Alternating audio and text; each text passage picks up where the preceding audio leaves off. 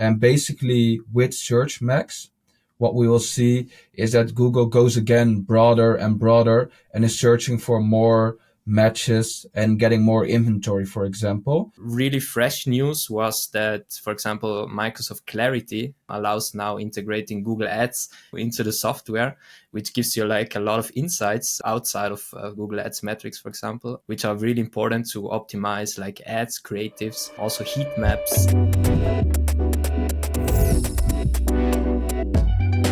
All right, welcome everyone back to the PPC Mastery Podcast. Today, I don't have one guest, I have two guests, and we're back with the three musketeers, as we have called ourselves. I have Thomas Eccel and Adriaan Dekker here with me. You both have been on the show before, so let's keep the introduction short. But just real quick, guys, before we go into the introductions. Thomas and Adriaan are two of my three primary sources of news updates in the PPC world, alongside 𝗀𝗸𝗏 as well. Always have to shout him out, the OG. And by following these two guys, I stay up to date. I'm subscribed to their newsletter. Both of them have a newsletter. I'm subscribed to that. So they keep me up to date in this fast-changing PPC industry. So, Thomas, before we go into all the latest news updates and trends, etc., I have one quick question for you, and that is, what is something that you believe about Google Ads that most people would disagree with? It's a good question. I think many advertisers, they just try to focus on Google Ads, like on campaign metrics, CTR, CPC, ROAS, whatever. And they assume that just by doing Google Ads, they can really drive sales and become rich or whatever. But I think like at the end, really like a optimized landing page, for example, is very important. Also like, for example, a very complex checkout process with like hidden fees or even slow customer support or something can really kill your Google Ads. So I think before starting with Google Ads or just rely on Google Ads, you should really work on your landing page. You should really work on your checkout page, payment methods. And I think it's sometimes better to pause Google Ads and start working on that than just let it go, waste budget, and think that it will sooner or later make you rich. So I think, if you're not 100% sure if your conversion rate is really good, then you should also pause Google Ads and work on landing page order processes. I think that's very important. And some people just think, okay, I'll just let Google Ads run. I just put budget in, and it will become successful. But sometimes I recommend to just pause Google Ads and work on other things first. Yeah, solid. Laying that good foundation. And Adriaan, for you, if you had to give an up and coming PPC expert one tip or golden nugget to drive results, what would that be? Stick to the basics in general. I see a lot of people talking about shiny objects, and I understand it when you're searching for that edge in your Google Ads campaign. That can take a lot of time and risk in your account. So always know the basics, stick to that, and then try to find for a small edge, a small test, for example. But you can get overwhelmed with all these shiny objects and all these special situations where, for example, the recommendations from Google do not work or they are off, for example.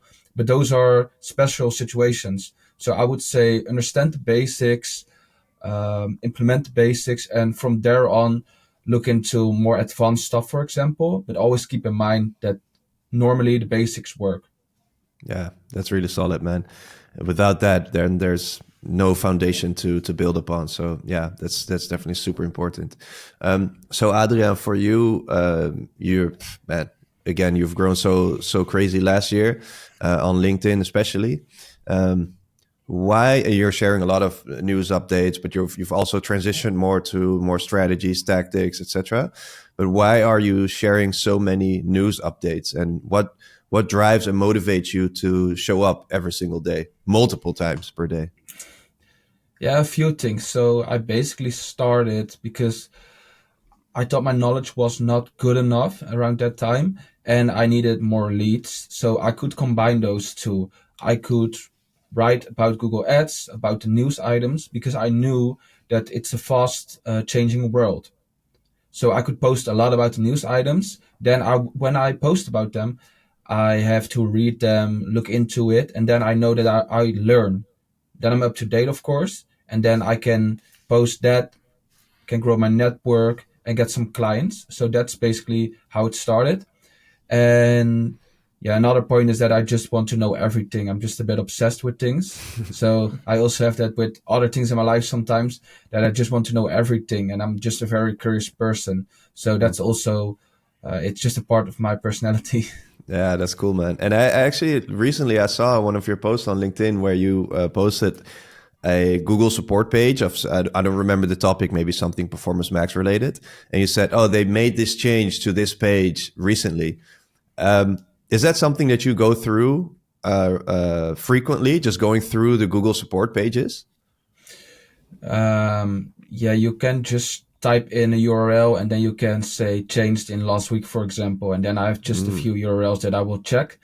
And then I will check if they have changed something, for example, or sometimes they update a page and then I will just check it. So yeah, I also search for news, but it's not that I'm 24 hours searching for it. It's more like in the evening, I'll just have a sheet with which pages I check. Yeah, smart. So, and Thomas, for you, how is that for you? What motivates and drives you to also share so many news updates, strategies, tactics, etc.? Yeah, I think news had been like the first topic for me that I started sharing consistently on LinkedIn like 3 years ago. And I think that's a bit like my spirit, and people know me and know me because of that and follow me also for that reason. So it's sort of become like my community responsibility, like to share the most important news that for me as a full-time Google Ads specialist are relevant. Like those news, I share those news that help me as a Google Ads specialist. So I think that it will help a lot of other Google Ads specialists out there. So like I don't share all the news. I just share like the important ones. And yeah, so I think also showing up every time, every day. I think it's also you guys motivate me doing so. Things you also don't stop. So I said, why should I stop then too? Yeah, and yeah, I think it's like a bit my spirit. And also, as Adriaan said, my personality is also, I'm very curious. If I like some topics, I really need to know everything about it. And yeah, Google Ads is definitely one of those topics. And then also, if you're ahead of the news and ahead of all betas and trying out things and getting also first feedback from other PPC members, I think that also helps my accounts, like from the accounts of my clients, to stay ahead of competition and try out things first. So being like a bit first mover in that, yeah. Yeah, that's great, man. So since you mentioned the latest news updates, what I would like to do with you too is just go through some of the bigger updates from the recent weeks, recent months, and look at what we can expect in the PPC industry this year. So maybe starting with you, Adriaan, what are some of the biggest news updates that we have gotten recently that are important to know? In my eyes, it's just, we just talked about it last week, that people saw the 𝗪𝗁𝗲 future. It's not a campaign type, it's just a future. And basically with 𝗪𝗁𝗲, I also want to add another update that is, I think, close related to it. And that is the bid exploration future that will lower your ROAS and then will search for other search terms. And basically with 𝗪𝗁𝗲, what we will see is that Google goes again broader and broader and is searching for more matches and getting more inventory, for example. I think those are two really big updates that will come. And it's more about it shows the direction that it's going through. We know this for years, that it's just going to be broader, broader, and broader. And what Google does, and they also say it sometimes in the Google Marketing Lives, broad match becomes better, and also the way how people are searching is really changing. It's getting longer and longer. We get new queries, for example. People are searching different on the internet. So it's just basically what we're already seeing for years. And I also think that product studio is a big thing because everybody talks about AI and how it can make text, for example. But I'm just very curious how it will make good pictures, because every time when I post about how it can make pictures and I show an example, all these editors, they will just say to me, "Oh, this looks horrible. Look at this arm, for example." And I'm just curious to find out if it becomes really good, Mm-hmm. because a lot of people are just using AI for text, for coding, for example. Right. Yeah, I think that's an interesting one because I spoke to 𝗪𝗲𝗄𝗂𝗧 𝗪𝗂𝗪𝗂𝗧, the guy from Google. Few days ago, he's also going to be on this season, and he Cool. said that one of the thing that he thought about Google Ads that most people would disagree with is that he thinks that the quality of auto-generated videos is actually going to increase this year. So we all know like the examples, the really bad ones with just a bunch of images and some cheesy music and some text. But he really believes that the level of auto-generated assets is really going to become much higher this year. So it's an interesting one since you mentioned Product Studio. And especially how fast everything is changing with AI, it would make sense that these things also become better eventually. Yeah, and I'm also curious about like the AI agents. Like Mm-hmm. I see people post, yeah, I made an AI agent, but Yeah. what if Google just made those AI agents? They have so much budget. Google, Meta, for example. PMax is technically an AI agent, I guess. Yeah. Like everyone is talking about those AI agents now these days. It's like Yeah. nobody really knows what it is, but it's like the special shiny object right now. I think that's probably the number one shiny object for Yeah. this year, but it's a fun one and interesting one to dive into. So you mentioned Searchmax bit exploration. It was Yeah, where they lower the ROAS and then you get more reach. Yeah, right. It's just also a checkbox, I think. Yeah, okay. And then Product Studio and AI agents. Hey guys, real quick, if you like this episode, don't forget to subscribe so you don't miss anything in the future. And feel free to share with a friend, colleague, or family member, because that's the only way we can grow this show. All right, back to the show. And how about you, Thomas? What bigger news updates or things have you seen recently that are good to know? Yeah. Also, I wanted to add on the Searchmax, which is a bit ironic, right? Because Google wants to push broad match, and now they will integrate like a Searchmax campaign feature, whatever it is, we don't know. And that might make broad match even obsolete because it's going to be kind of keywordless. So it's like a further step because Google ignored our, like, we won't use broad match and now we will go keywordless. So that's a bit ironic, but yeah, I think that's the future, as Adriaan said. Really fresh news was that, for example, Microsoft Clarity allows now integrating Google Ads into the software, which gives you like a lot of insights outside of Google Ads metrics, for example, which are really important to optimize like ads, creatives, also heat maps analyzations, for example, going to be very interesting. Then I think for recent weeks, we had obviously the first real screenshot of a rolled out PMax campaign level negative list, which is very positive. But as we can only use 100 negatives in one list, might not really be the game changer here. What I really liked, what I spotted in demand gen campaigns recently was like a dynamic learning phase estimate board, let's say like that, where you can really see once you create a new demand gen campaign, what kind of budget you should put and what kind of CPA, for example, you can add and how many conversions or spend you can expect from that. Because the problem with demand gen in the beginning was always, I don't know, should I put €100 daily budget, 1,000 daily budget, CPA of 50 or 150? And with this new tool, you can more or less estimate how your demand gen will perform in the first days, for example, how long you will expect to get a conversion. So those like AI driven tools, I think they are also going to be the future that help us to estimate more and forecast more. I think also for demand gen, there were so many new ad formats spotted on YouTube.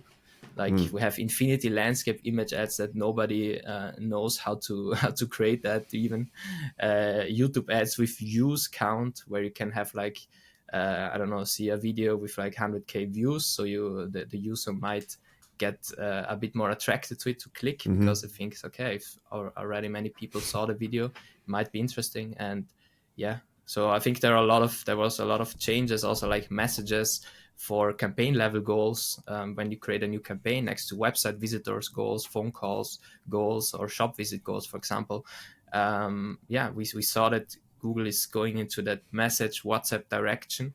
And as you said, video, we had a lot of news, for example, video site links, video assets, which were really, really cool update also from Google. And I think the creative video site is going to be the future also from Google. Yeah, we will have more video first ads. Yeah. So I think there's a few things that are interesting to dive into. I think Search Max, bid exploration is an interesting one, and then Microsoft Clarity as well. So maybe we can start with Search Max, because we in our last session that we did together on LinkedIn, we also talked about it, but we didn't know too much at that moment about Search Max. I think since then we've learned a bit about what it actually is and how it sort of works. And my understanding so far is that it is indeed, initially I thought it was a new campaign type, but it's actually a feature, as you said, Adriaan, where you can bypass all the keyword targeting and just have a combination of broad match and DSA, right?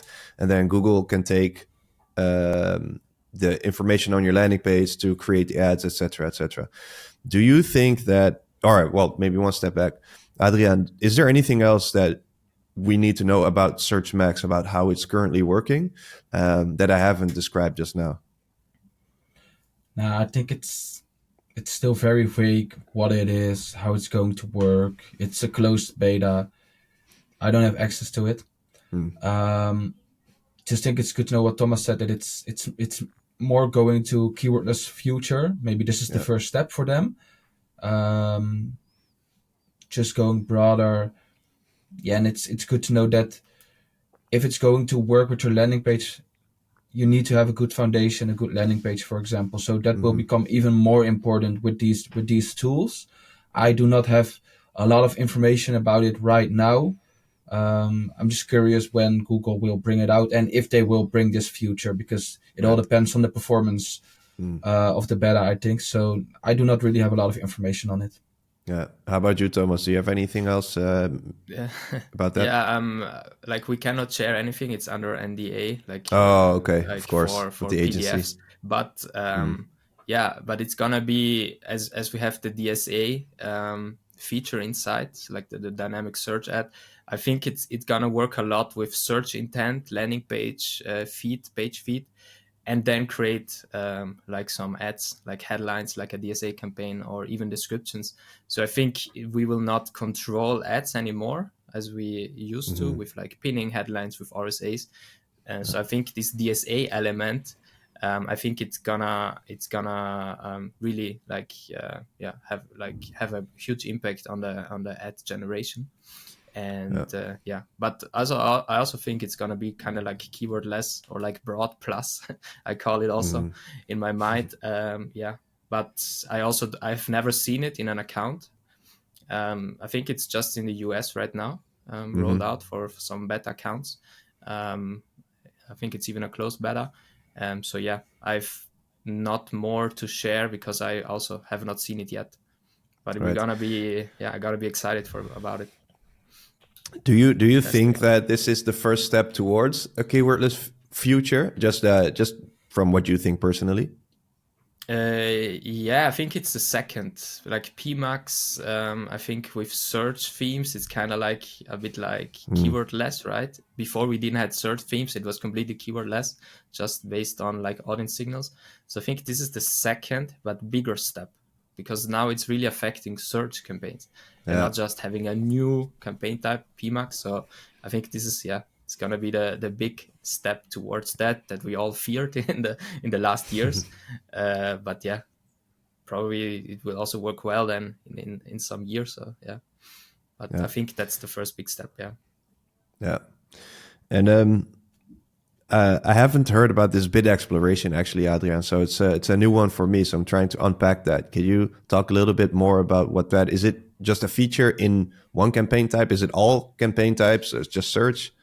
I saw it for search. It's just a box that you can tick on, and then it would lower the ROAS with 10%, for example, and then it would find new search queries that you could not reach because you had a ROAS that was too high, maybe, for example.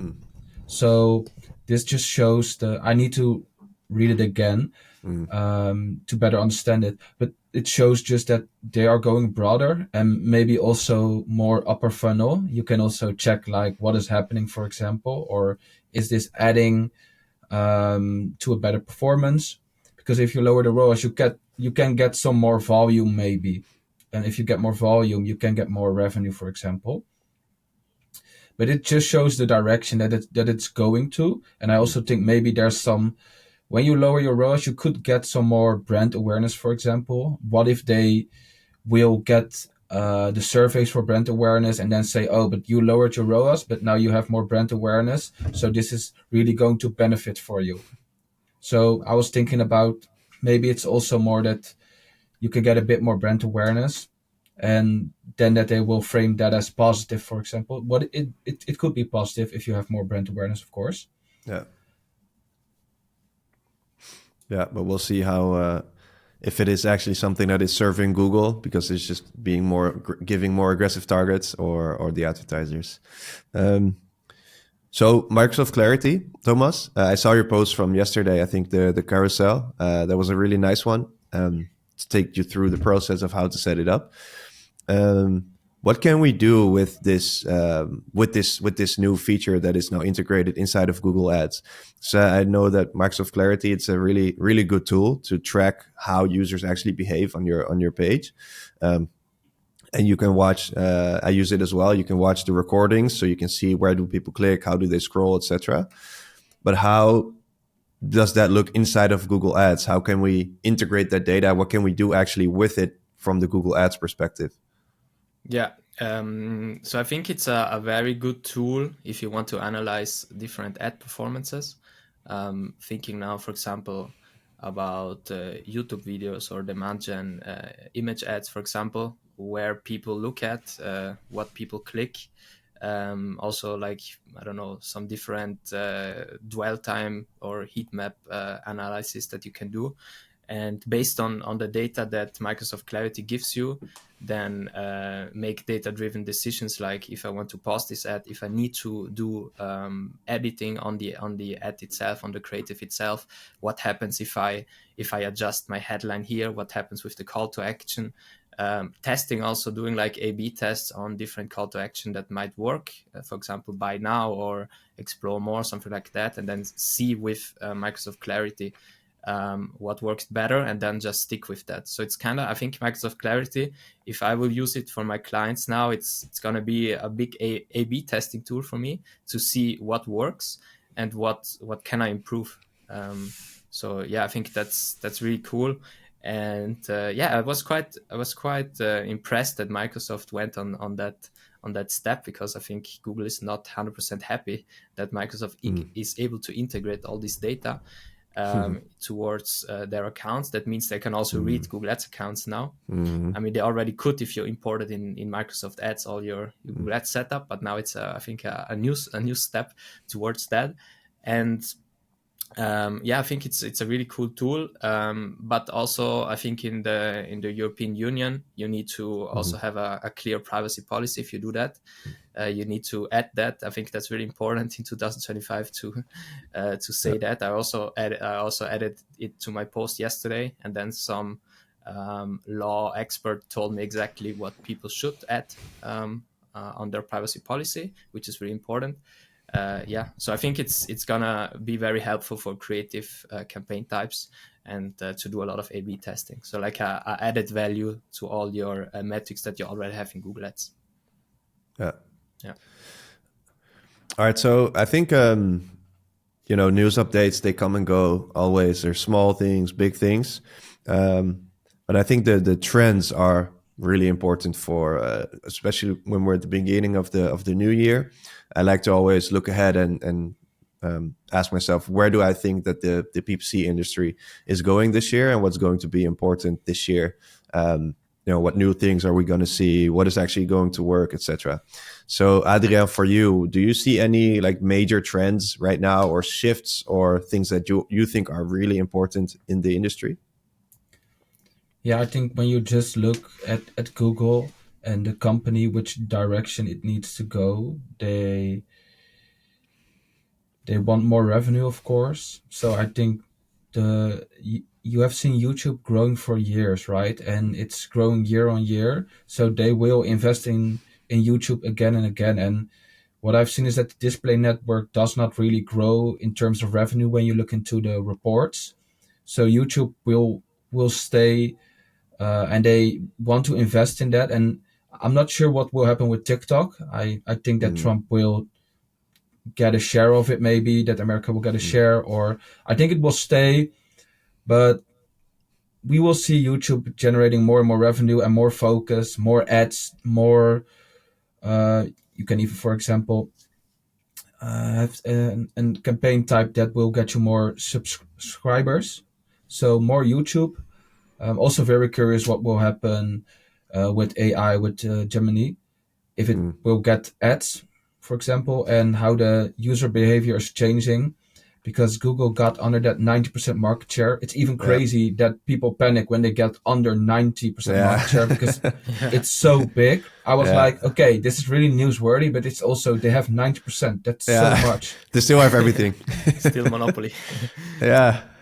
So I'm just also really looking to the future, what will happen with AI, because I'm using ChatGPT a lot when I'm asking questions. I just want a direct answer. And then I'm like, when I'm searching on Google, sometimes it takes time because you have to click on multiple search results. So I'm also curious about the market share, but YouTube will be a big trend again. AI, just less optimizations from our side. Yeah, I think the crazy thing about the market share thing is that, as you said, like they have maybe, let's say they had 89.9%. It's still like you have almost the entire pie. But with the technology and how fast everything is changing, this can change like in one generation, because we see now with Gen Z, for example, they are much more likely to search for something on TikTok than, for example, millennials or older. So then in one generation, it can completely shift. So if the next generation is now much easier to, I see it in my family as well. So my cousins, they're like 8, 9, and they're using ChatGPT, talking back and forth. If they grow up with that, then in 5, 10 years from now, who knows where they will be. So it's definitely an interesting one. Yeah, and I'm not sure how many people are really using the Google AI. I'm not sure. I don't know either. If it's really, I think they will. Google will in 1 week maybe announce their revenue again. I'm curious to look into it. I think they will beat it again, but I'm not sure about the future with ChatGPT, how that's going to be. Yeah, for sure. And how about you, Thomas? What kind of trends do you see for the industry this year? Yeah, I think also automation and AI are gonna be the big keywords for the trends for Google Ads. But I think automation with like a human oversight, I think it's gonna be really important, because when we look now in the industry, I think nobody just automates and AAR and that's it. We always want to have the human touch on it. We have to want the human oversight.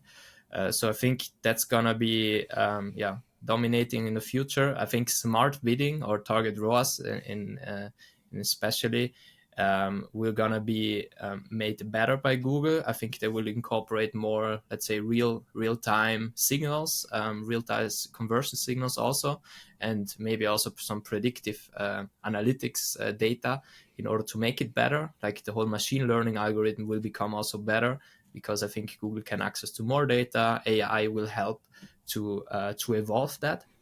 I also think, for example, as we see in the LinkedIn algorithm, video content, like the video and visual ads will become also very important for Google Ads.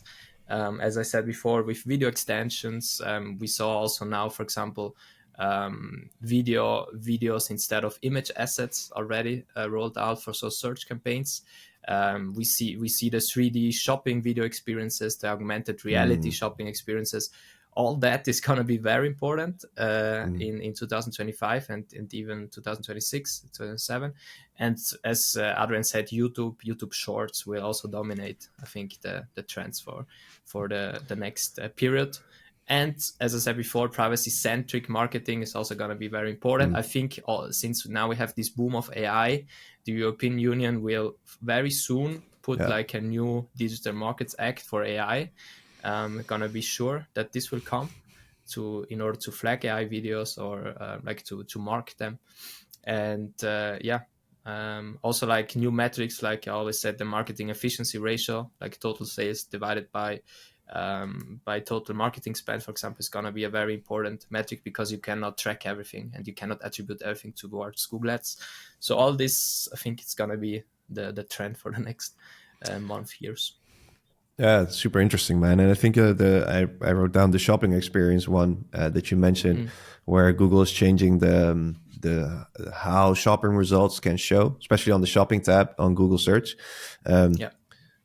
AI is, we're talking about automation and AI inside of Google Ads, but it's also outside of Google Ads platforms that are changing because of AI. So that's a really good one, because AI is changing how it's possible to get personalized recommendations for how you shop, for example. And I don't think that people talk about this enough, because it has a big impact on what search queries you can show up for with your shopping ads, etc. And your shopping feed becomes so much more important, because the more rich data you have in your feed and on your landing page, etc., the better the easier it becomes for AI to pick up your products and put them in an AI overview or in the shopping experience. So that's exactly.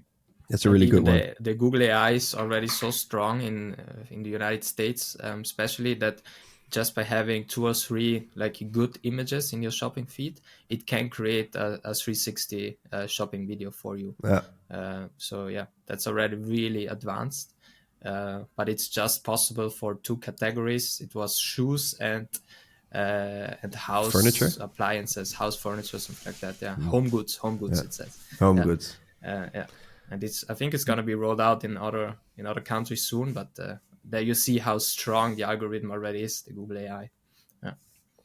They can just cut the cost of creating images and videos, and people can put that into video ads. It will just become cheaper, and that way more people can spend. So it's really just looking at the top. Google wants more revenue. How can they do that? Okay, they can go upper funnel with the campaigns, including YouTube, including demand gen, cutting marketing people, cutting editors. Then you can spend more on the platform. Yeah, for sure. And as you said, like their goal is to make it so good so that you will actually use it, because we know, again, like the Performance Max auto-generated videos that we had for the last 2 years, they were so bad that everyone was like, no, we have to use feed only, or we need our own assets. But if those videos start to become good as well, then that's going to be a big revenue driver for Google. So it's in their best interest to make it as good as possible as well, for sure. So what are you most excited for when it comes to Google Ads in 2025, Adriaan? I think the shorts only placement, when they bring that out, that's going to be an interesting one. That's going to be really an interesting one. I already had some people in my DMs that were saying like, I can't wait until the shorts only placement to see how that's going. Because also Google talks a lot about how YouTube is really one of the most, I think the most viewed platforms, research from Nielsen, for example, they say. So I'm really curious about that future. And also what Thomas said, the 3D images with AI, it's way easier and cheaper to create those effects and also change backgrounds. I'm just very curious about how that will change the landscape, and if I can use that for my clients, if I can get for Christmas a special background really easily and that looks really good. Absolutely. And how about you, Thomas? Anything else that you are particularly excited about for Google Ads this year? Yeah, so as we said, Search Max, I have so many questions for Google, so I'm gonna be excited to test it out. I'm thinking always, do we have all the search terms available? Will we have negatives? How is the ad process working? So I'm gonna be excited about Search Max, and for sure I'm also gonna be excited about the new AI features that might come for Google Ads, all kind of new stuff that we right now would not imagine to have, and then suddenly we have them. So I'm always like, the surprise effect excites me. Then obviously probably I also wanted to have like a ChatGPT Google Ads integration. I don't know if this will come or not.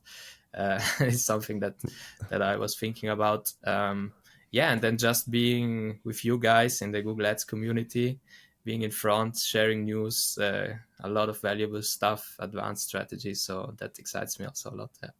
Yeah, man. And as you said, like Search Max, if it's something that is completely new, like a Search Max, it's fun to just go and find out as much as we can about it, and then share with the rest, for sure. All right, so I want to transition, guys, into a few final rapid fire questions. You can give some context to your answer if you want to. Last time we did this, it was like really like you have to give one answer. Now you can give a little bit more context if you want to. So let's start with you, Thomas. Do you think that Google will lose more search market share in the upcoming months or years? Yes, I think so. Just a bit of context, like when the Digital Markets Act in March 24 came in, like every browser had to choose which browser, like every browser had to choose which kind of search engine he wants to use or she wants to use. So there were like a big list of 𝗍𝗂𝗧, Microsoft, Google. So I think that killed also a bit of market share in the European Union. And I think it will still go down. It will still decrease. I just like a couple of days ago, I looked at the market share graph, and the trend is declining. So yes, that's a yes answer. What do you think, Adriaan? Yes, especially because ChatGPT is getting so big, and it will make it only harder and harder to keep a monopoly, because it's not in the favor of the European Union, I think, to have such a big monopolist in the search market. Yeah. Cool. Adriaan, what's the worst Google Ads advice that you've ever gotten? Just raise your budgets. Like, okay, just raise my budgets, right? And then what happens if I have a hard target? What will it do? Only if it gets limited by budget, or just raise your CPCs, or just lower your ROAS. Yeah, what will that do? Because if you already have a good campaign, it's already set to the ROAS you want or hitting the target you want. So I think that's not always the best optimizations. Of course, when you get limited, you should increase your budget. But just saying, oh yeah, we just need to increase budget. Yeah, that's. You can do a test sometimes when I'm working with lead gen and it's hard to say what it's really doing. I will say, okay, let's just test for a few months with a higher budget. But just somebody saying, let's raise the budgets based on nothing. And Thomas, how about you? What's the best Google Ads advice that you've ever gotten? Ooh, that's a good question. The best, I think it was from a rep once, I think, where he like tried to make me realize that you need to zoom out from Google Ads and not just be focused on the platform. And because you need to realize that there are like other factors, external factors that are way more important sometimes than just your campaign structure. I think that was the best advice I got. That made me like realize a bit more. It was, I think, 3 years ago, a long time ago. But that really it takes you out of the you out of the tunnel vision. Exactly. Yeah. Adriaan, what's your favorite PPC tool at the moment?